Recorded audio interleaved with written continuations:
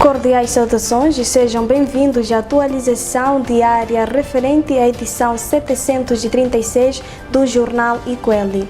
O autarca da cidade de Nacala, Porto, Raul Novinti, é acusado de violar sexualmente e engravidar uma menor de 15 anos de idade.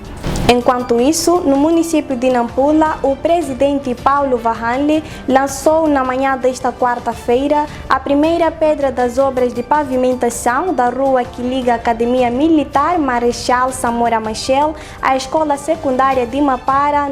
O Partido Nova Democracia critica a vinda de tropas estrangeiras sem que tenha sido declarada guerra para Cabo Delgado.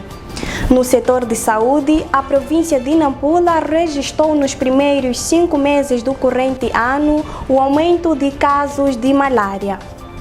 No distrito de Memba, um agrupamento local está produzindo músicas de sensibilização contra terrorismo. Terminamos convidando-lhe a subscrever e seguir o nosso canal no YouTube, Jornal Ikweli, e no Facebook, ou então através do nosso portal de notícias www.ikweli.co.mz. Por hoje é tudo e pela atenção dispensada, muito obrigado.